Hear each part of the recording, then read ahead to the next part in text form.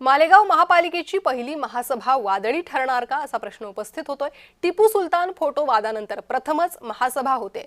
रद्द केलेले जन्म दाखले नियमित करण्याचा ठरावही चर्चेला आहे। त्यामुळे ही पहिली महासभा वादळी ठरणार का याकडे लक्ष आहे। अधिक माहिती घेऊयात। आमचे प्रतिनिधी संतोष खदाळ सध्या आपल्यासोबत जोडले गेले आहे। संतोष, मालेगाव महानगरपालिकेची ही महासभा होते। टिपू सुलतान प्रकरणी राज्यातलं वातावरण काही दिवसांपासून तणावपूर्ण झालेलं आहे आणि त्यानंतरची ही महासभा वादळी ठरू शकते। समिता बरोबर आहे। आज मालेगाव महानगरपालिकेमध्ये आज पहिलीच महासभा वादळी ठरणार आहे। कारण की त्याचं कारण पण तसंच आहे।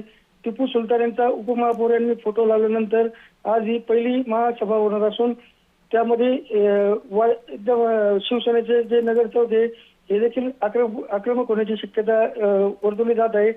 त्यातच किरीट सोमाय यांनी जे जन्मदाखल्याचं प्रकरण काढलं होतं घोटाळ्याचं, त्याबद्दल 3460 जे जन्मदाखले हे पुन्हा वितरित करण्याचा ठराव महापालिकेत करण्यात येणार असून त्यामुळे देखील याचे पडसाद आज महानगरपालिकेत उमटण्याचे चिन्ह आहे।